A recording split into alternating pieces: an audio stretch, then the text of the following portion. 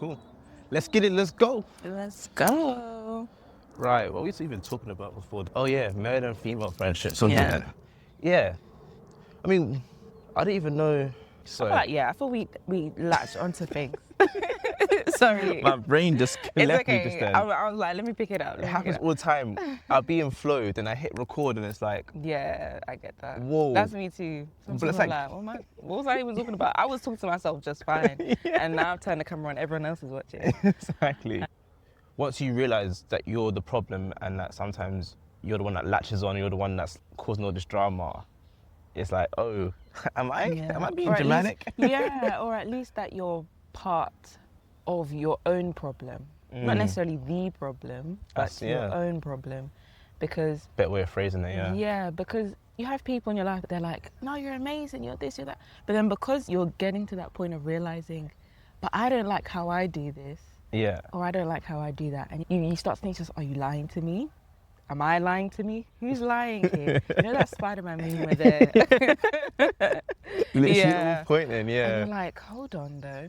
Those kind of compliments or comments don't hold as much weight as they did because you're in this state of grief, I feel. Like you're realizing you're not who you thought you were in the positive sense. You thought you're as great or as unproblematic as you've known yourself to be based on the things your friends have said, things your extended family has said. And then when you look at yourself and you think, okay, but why do I feel this way? I feel like it's a grief stage, or a state of grief rather. Realizing that you're not who or where you thought you were. Hello, welcome back to Park Your Thoughts, a place to park your thoughts and hopefully you understand them. Today, I'm here with the beautiful... Nana, hi guys. And yeah, Nana, what's on your mind? Get vulnerable with us. Oh, that's deep, guys. Like, so we're talking about friendships, innit? But more so yourself in friendships and how you, or not even just friendships specifically, but your relationship with everyone, including yourself. Because I think we don't often think about the fact that we are also in a relationship with ourselves. Deep. But Nice I bars think, though. yeah, It's straight bars. What? To me. No, yeah. People. Yeah, we are in a relationship with ourselves, and I think I've been learning that more as well in this deconstruction. I won't call it period because I feel like it's going to be lifelong now. It started. You are in a relationship with yourself, and it's only through like doing more solo travel, and I've not solo traveled loads to other countries. That is the only two places I've been to by myself. Like I thought I didn't know anybody there until like you meet. Until you meet people. Yeah, is Switzerland and New York. And yeah. Can I ask what spurred those trips on? What moment made you be like, actually, I want to go on a solo travel trip now? Yeah, so Switzerland was 2024 December, so like Christmas time. I have a mentor who I love dearly. She's more like family at this point. We don't always meet very often during the year, sometimes once a year, sometimes once every 2 years even. But we're very close and connected. And she has survived breast cancer. Wow. And when we met up after she had survived and she told me she got the clear from her oncologist, we were talking about life because at that point we hadn't met in a couple of years, really. Yeah. And she was telling me about all the solo travels that she did. She went to Australia. During that cancer period, she went to the Nordic lands. All by herself? All by herself. While suffering from cancer? Yeah. That's wow. She did it for like 6 weeks. She went to Sweden, Denmark, Faroe Islands. She went everywhere. And when she was telling me about that, it fueled me because already at that point, this is maybe like 2023 we're talking. Yeah. It fueled me at that point because I was like, I want more for my life. Like, by God's special grace, I don't have cancer. I'm not unwell. I wasn't going through what she was going through. Why do you need to get to that point It's true. It's true. to then go and do stuff that you want to do? Yeah. I feel like it got me to a point where it's like, gosh, like I want that excitement. I want that adventure. But already at that point, shall I just continue? Yeah, it's powerful. Okay. When she was telling me about her adventures, I was like, I want more for my life. And already at that point, Sean earlier was talking about girls, when they're in the start or the beginning of deconstruction, they don't actually know what it is. And I think I was already at that point of, I'm not satisfied with my friends. I'm not satisfied with my life. Like, yeah, I'm doing well in education. I want adventure. Like, I've lived in the same area. I've been to the same place. I've been with the same friends. Even the secondary school I went to, basically everyone from my primary school went there. And the sixth form I went to, everyone from my secondary school went there. Life. So I was like, I need something fresh. And so she really inspired me for that. And I've always wanted to see the Northern Lights, but because it was my first solo trip, I was like, I'm a bit too scared to go up, down there, the Nordic places. So let me just stick with something that's similar in my mind. So Yeah. Switzerland.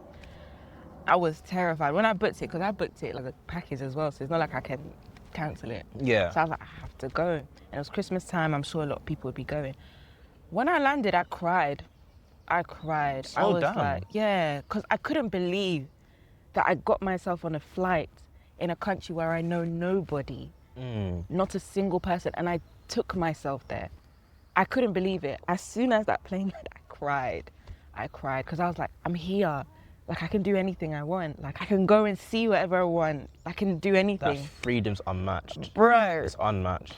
Don't get me started. I was walking through I've just come back from New York, so I'm going to call it TSA, but I forgot what we actually call it. Security.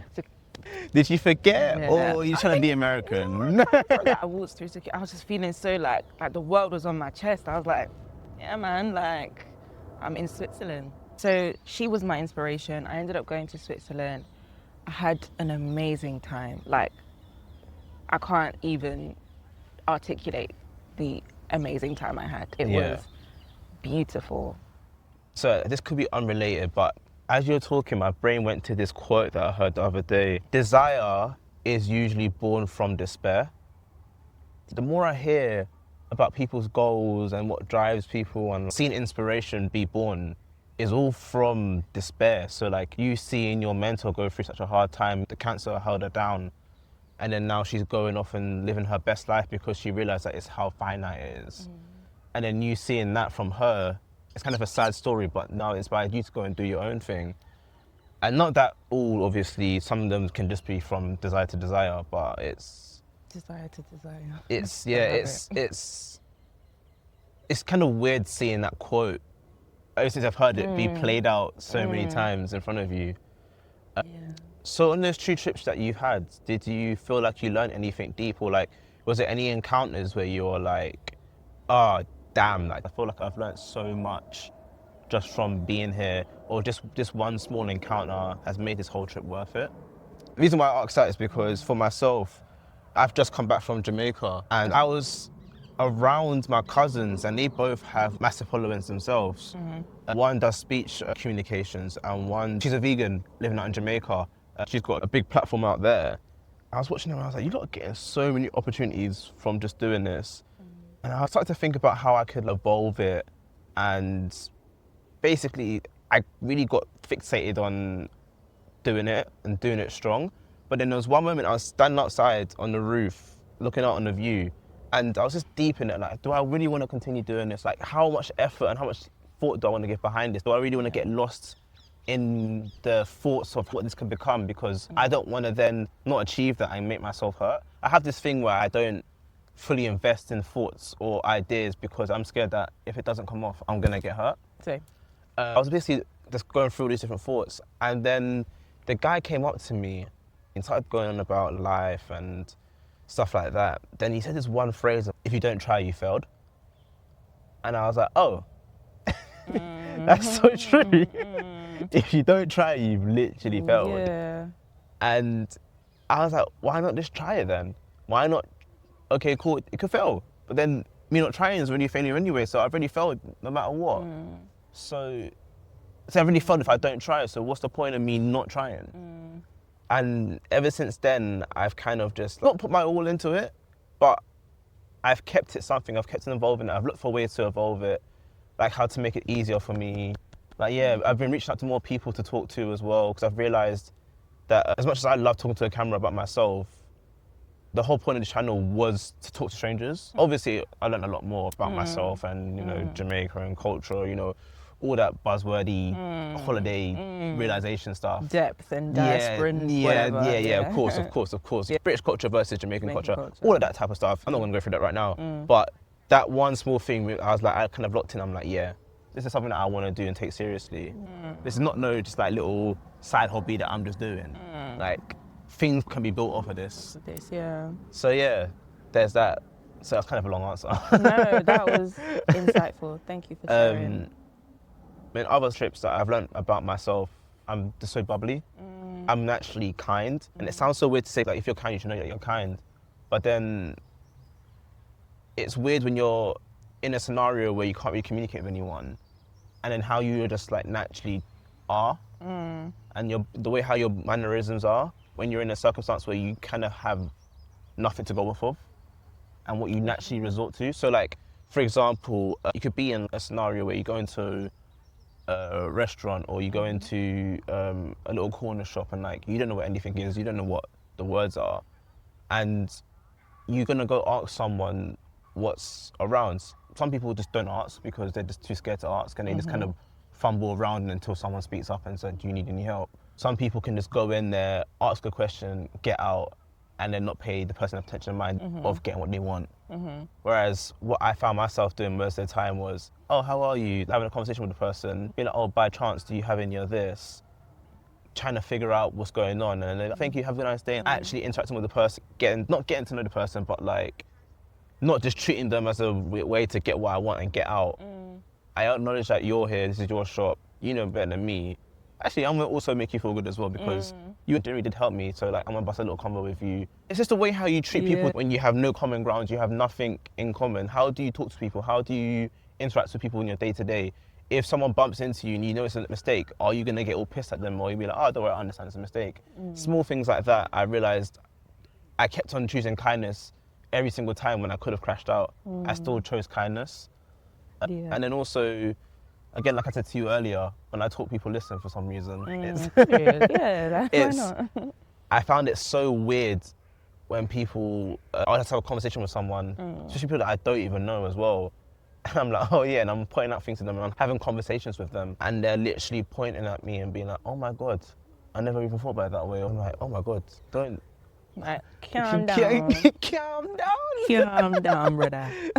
Yeah. But then also, actually, being in Jamaica, I started to realize Jamaicans do that a lot as well. A lot of rosters, they just love to give lectures. They just love to. I've never been to Jamaica, but if they can make it a life lesson, they're gonna sit down and make it a life lesson.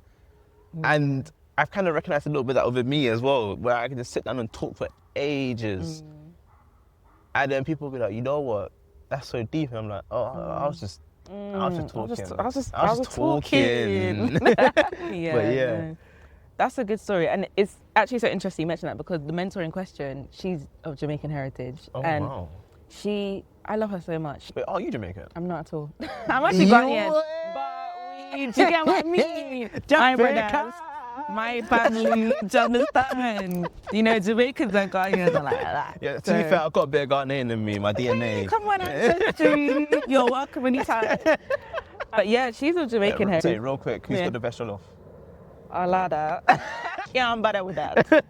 No, like, we already know the answer to that. So. And you're not Jamaican and you're talking like that. Hey, crazy. Listen, I'm cultured. Your Jamaican accent's better than mine. Listen, I'm cultured. I know what's up. I'm well versed. So, thank you. Once a black people, I can hold a fist up to it. If you're South African, if you're Jamaican, if you're Zim, come. But she's of Jamaican heritage, and she has that thing about her as well. I mean, it could just very much be a personality thing, or just in the essence of, I think just Jamaicans in general do have that life lesson about them, which I appreciate. Anytime we do meet out, because like I said, it's not so frequent, but every time we do, it's enjoyable, it's warming, and things like that. So when she does talk to me, I learn a lot from her.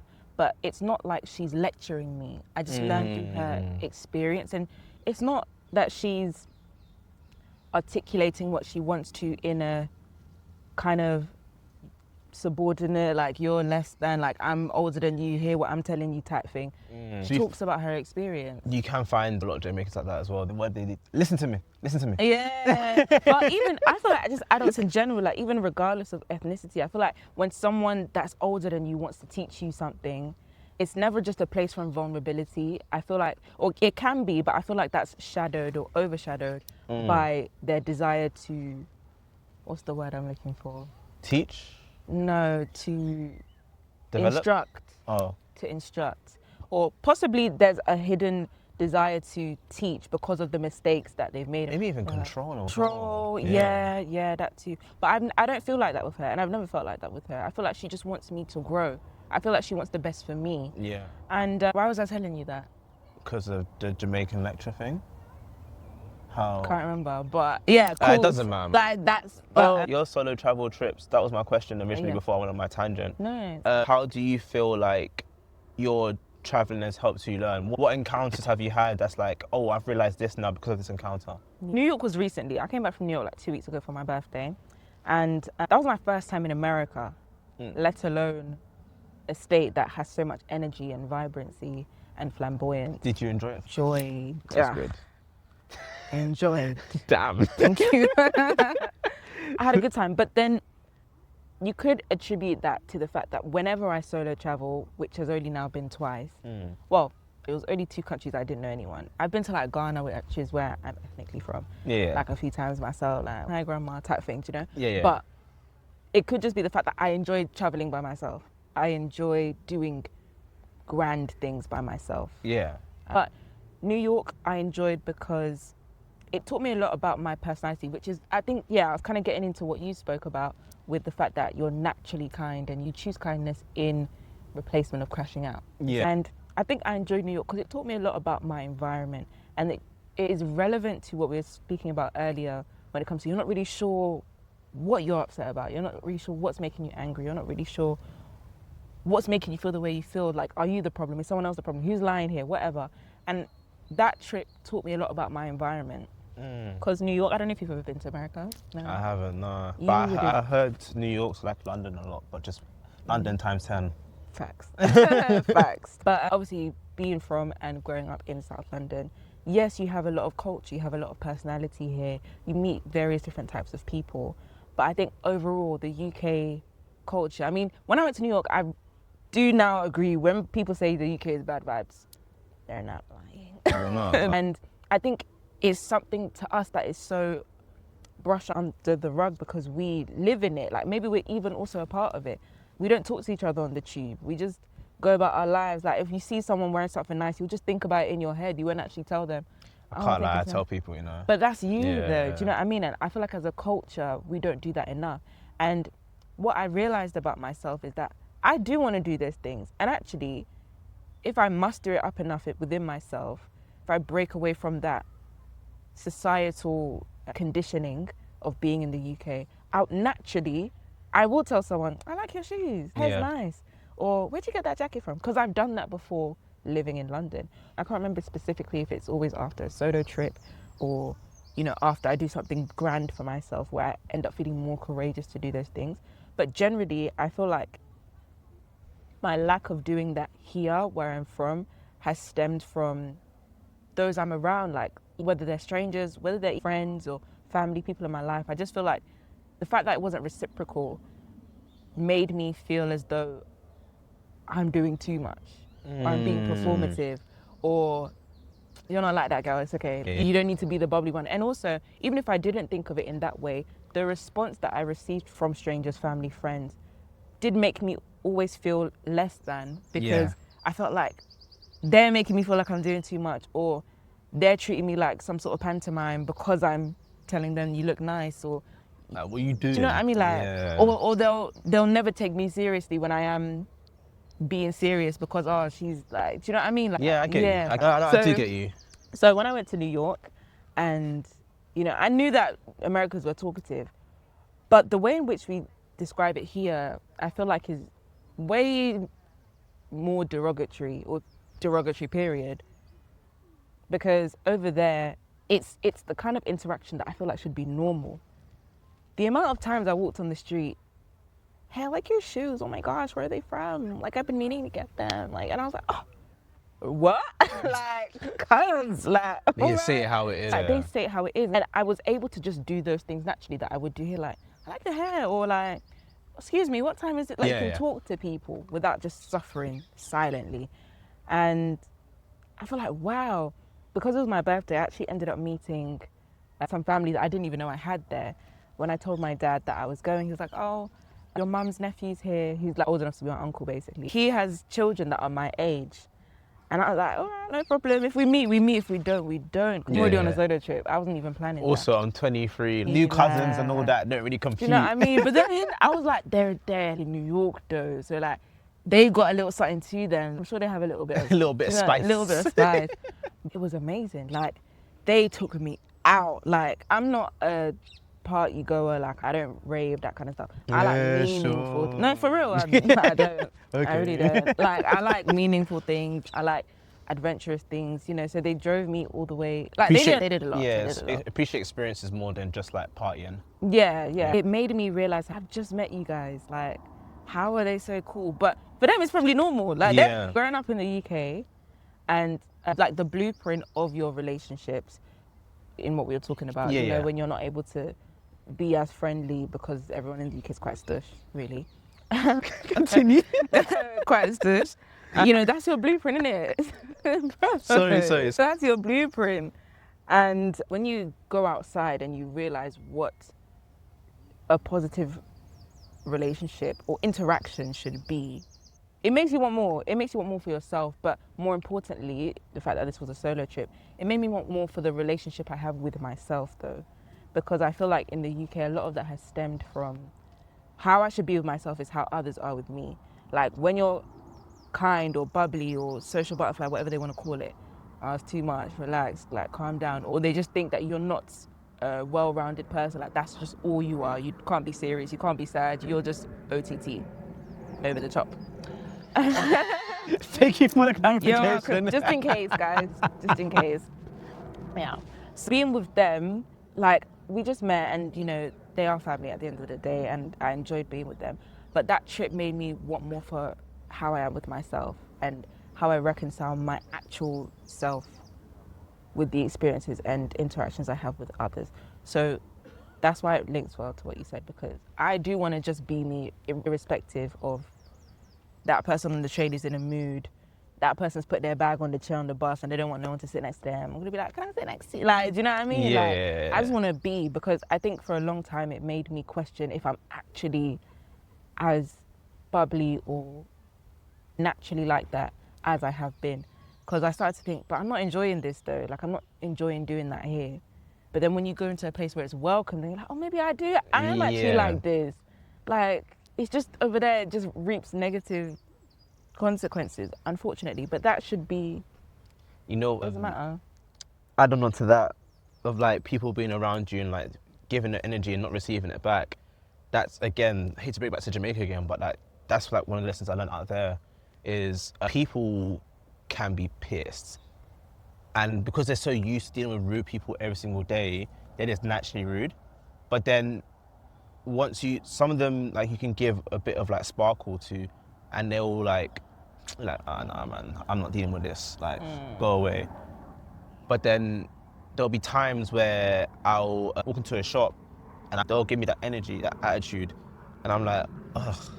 But I'm like, I'm fighting through this. I'm gonna give you a bit of energy back. And they're like, oh, really? Oh, you're being kind to me? Yeah. Oh, I'm gonna be kind to you back. Yeah. And I kind of realized that people are just generally annoyed in their everyday life. But it doesn't mean it's directed to me. But then so once they meet someone that they like, oh, I can be good with you and you can be good with me back, I'm gonna give you all the energy. I'm gonna nice you actually on this food. I'm gonna give you a bit more food. Once I realized, like, separate thing of, this guy's just maybe just angry. It's just not against me though. It's allowed me to keep remaining with my energy. Because what I do is that as soon as I'm not receiving that energy back, I just snatch it back. And I'm just like, snatch it back for real. I'm just like, I don't want you to taint this. So I'm gonna keep that separate from you. But then what I realize now is that that's kind of put me at a disadvantage now, because I'm constantly having to be vigilant of what I do and how I step and how I move. Ooh. And I don't want to keep on doing that with everyone. I'm just going to remain, that energy's just going to remain there, and your energy's just not going to affect it this time. Because I was quick to protect it before, but this time, no, it's stronger now. If anything, I can win you over. Like, I'm not going to withdraw myself to make you feel better. Nah, man, I'm all encompassing, take it or leave it. Yeah, that's facts. And you articulated that well. You literally snatch it back. I felt like I was flowing then. Flow state. Yeah, like, you do snatch it back, and that's exactly what I've done. But you're right, it does put you at dysfunction, because you're not actually operating out of what you naturally would have, and it's taxing and it takes energy, because you're constantly have to change yourself. It takes all of you. It's not just your will. So let's shut that down quickly, innit? Right. Anyway. My bad, that behaviour will no longer happen. I thought I was John Legend, but apparently not. No, we're not. But it takes a lot of you. Like, it's not just the will. It takes your voice, it takes your mind, it takes literally your body. And what I mean by that is when you're taking back your energy, you have to change your voice. You have to change your perception of the person in front of you. You change your body language. Everything about you must shift. And that takes a lot of energy. And because you're molding it to the situation as opposed to what's natural, it strains you. Like, now you've always got your shoulders up. Now your jaw's always clenched. Now you're always stiff. And it's like, then we just move around life like that. And I say that because that's exactly how I felt. Stiff like upper lip, innit? Stiff, yeah. Like, I feel like I'm always, like, I'm really trying to conserve what I have. But then in the end, you realize you're not even being yourself anyway. You're just tense for no reason. All the time. Like, this thing you're protected, it's even eroded. Like, it's not even there anymore. Yeah. Because why are you even angry? Do you know what I mean? You've protected it so much that there's nothing to protect anymore because it's actually gone. Yeah. And I think that's the part where I'm learning to move through, because in the course of life, when you have issues with friends or yourself, you have friendship breakups, family breakups, whatever, you do become more conscious of who you are and what you want to give, what you don't want to give. And when they happen like one after the other, you become more conscious of it. But I think through this solo trip I've done, speaking to friends, even doing things like this, like, it's made me like, I don't want to like guard it all the time. Like, I just want to be who I am. And I think I try not to make this so much of a point, but it's very relevant to my life. Like, when you have so much intersectionality at play, when you're young, when you're black, when you're a girl. Sorry, what is intersectionality? What do you mean? So, like, the different parts of you that maybe put you at a disadvantage or at more so disadvantage, but there's different aspects of you as a person that can impact your life, like for me, negatively. And just living in today's world, or I guess in the West anyway, or in communities or professional spaces where there's not many of you in those things, young, black, female, whatever, you are always on guard anyway. You are always thinking about how to behave. And an example of that is, I was in the park one time, and that whole thing of me just wanting to be myself, like, be natural, like, I'm in the park, I'm in a good mood, the sun was shining, and I saw this gentleman with his dog. He's really beautiful husky, and he was a black man. And I just said to him, excuse me, like, your dog is gorgeous. Like, then he was like, oh yeah, do you want to say hi? And I was like, yeah, I do want to say hi. And I said hi to the dog. He was like, oh, what brings you to the park? You know, normal convo. Yeah. And I thought it was going smooth until he said to me, yeah, not many people come to my dog because they're scared, especially not a black guy. And I was like, what? What does that have to do with me liking your dog? But then that moment taught me that people already have this perception that you're social. And I think at the time, it was kind of prompting me to want to switch and be like, well, if that's how you feel then. But I had to tell myself, but I do like the dog though. And the dog is cute. Like, I do want to say hi to the dog. But people already have their perceptions of you before you speak. And yeah, sometimes it can make you on guard already. And especially when you have personal relationships that have kind of unknowingly or knowingly affirmed those perceptions, if that makes sense.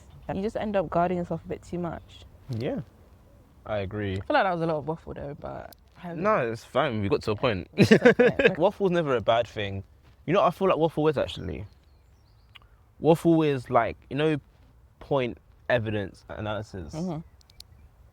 Waffle is the point and analysis. And then eventually when you get to the end of your waffle, you're like, okay, I've got my point now. Mm-hmm. I got my point, I understand what I'm trying to say now. It just helps you get to that section of, okay, this is my actual thought. Mm-hmm.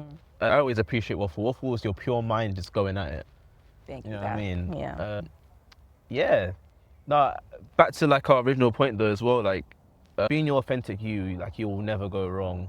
It's a hard journey to actually get to that point of understanding what you are, but then like with anything with time, you're gonna get there. You're gonna be at that point where you're like, you know what, I don't know a lot, but I've also gained a lot more than where I was before. And people get discouraged by never getting to that point of like, okay, I fully feel like I've learnt myself, but I feel like that's a what am I trying to say here? It's coming. Fantasy? Fantasy? That wasn't the word I'm looking for, but I was facade, that's it. I was mixing two words together. That's a facade. Like, you will never fully know yourself, ever. You will have a strong understanding of yourself, but things in life happen, you get shown things that you never even thought of happening, and that will change your mind on things. Like, you could be strong stance on one thing, then something will happen and you'll be like, actually, maybe I'm not.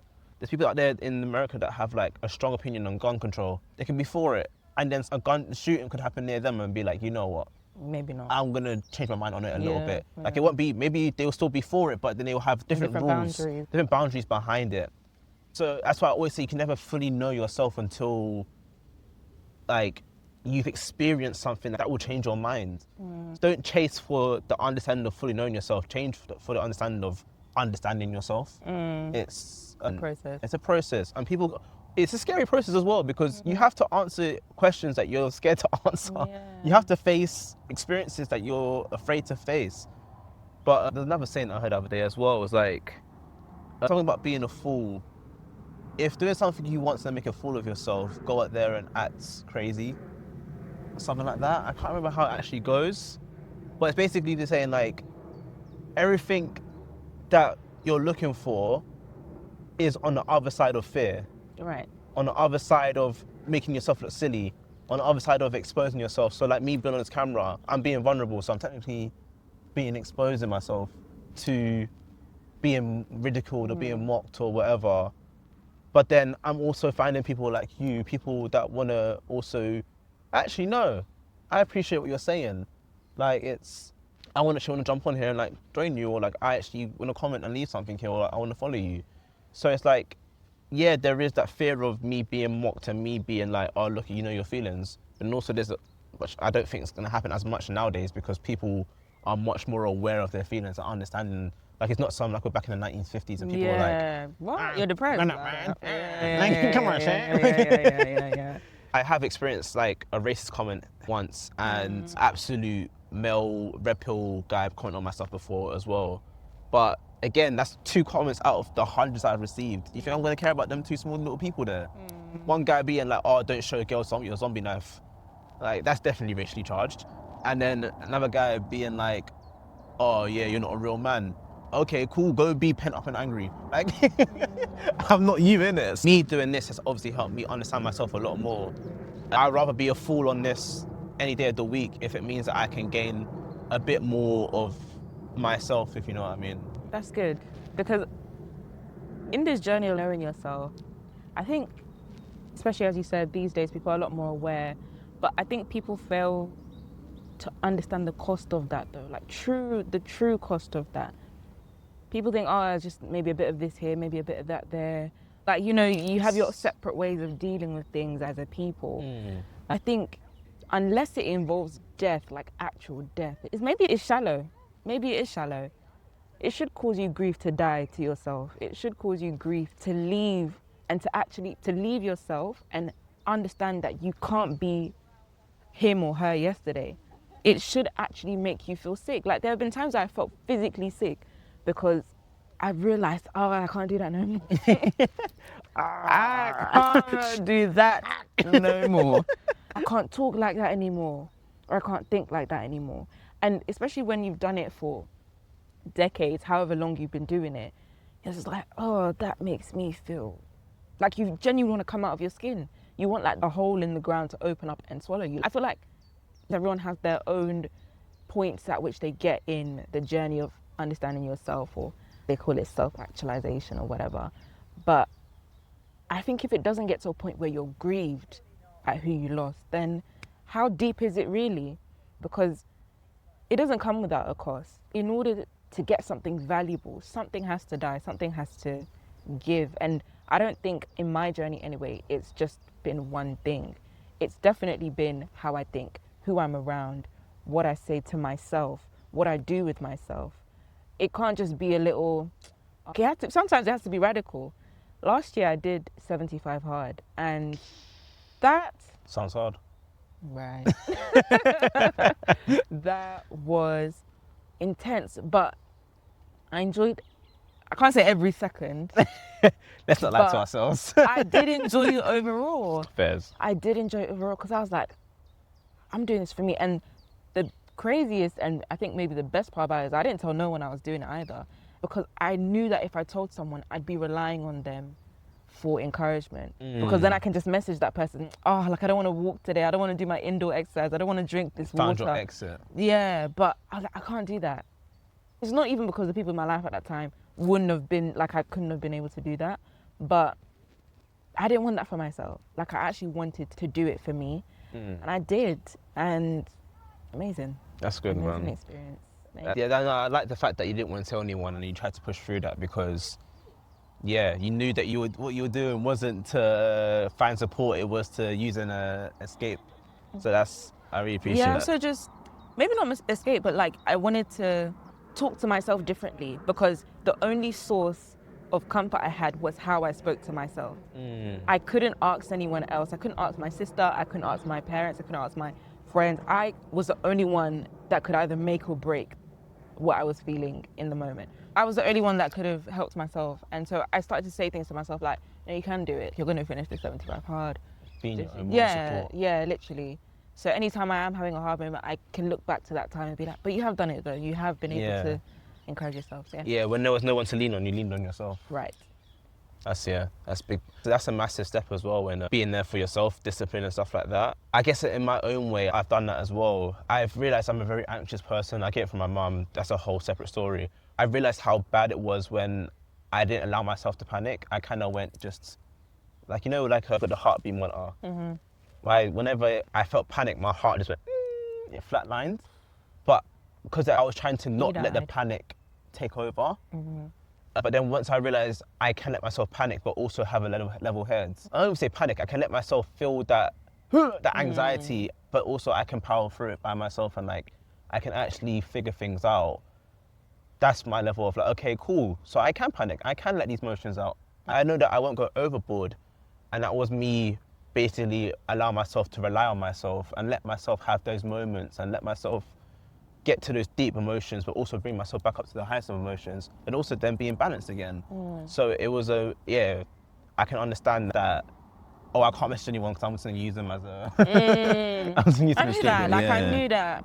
Even if I didn't have to, even if in that moment I was like, I don't need to talk to them though. For the sheer fact that I had them, I probably would have, because I didn't trust myself to do it.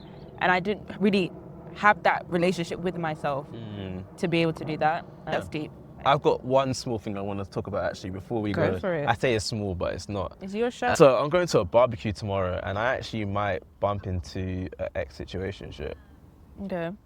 I think I'm nervous about how calm I am about it. Because this time last year, the same thing happened again.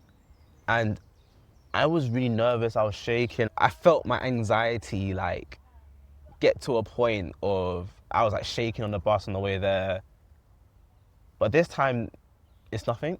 I'm appreciative of the fact that it is nothing, but I'm also weirded out by it's nothing.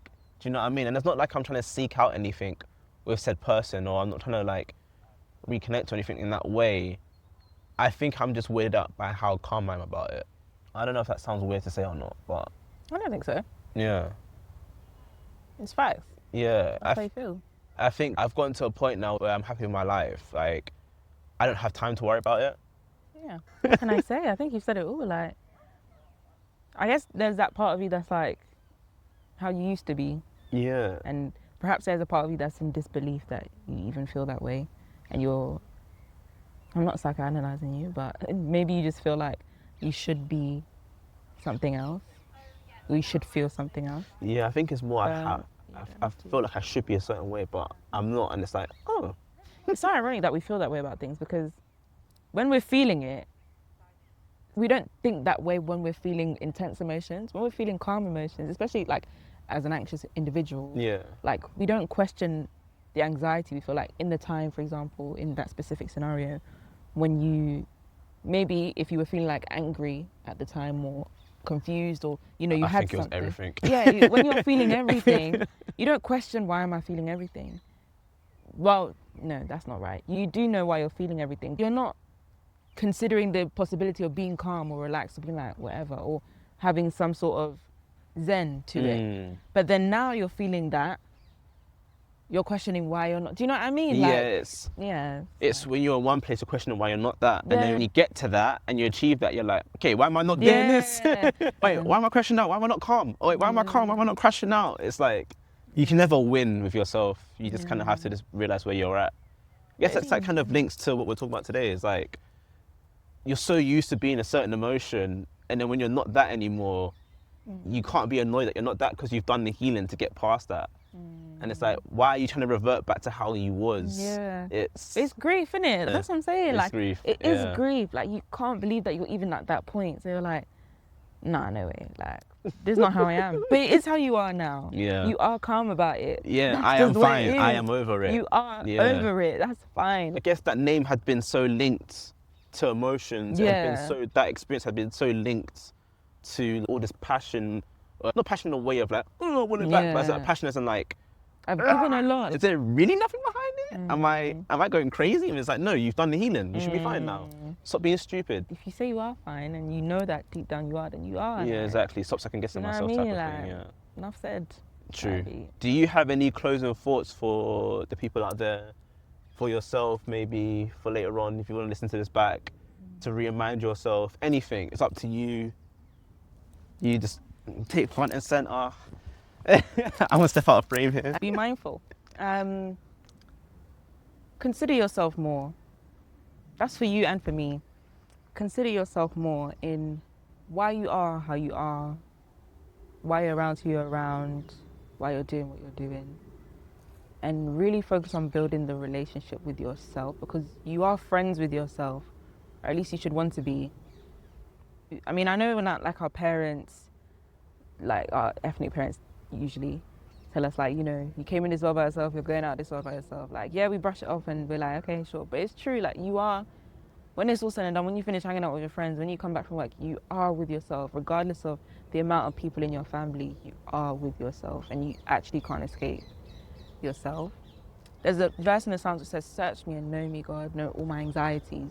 And it's a good indicator to the fact that we can never know ourselves fully. Like, only God can really know us internally fully, but we should be on that journey to consider ourselves and to want to know ourselves, to not just get energy or hype or personality or character from other people.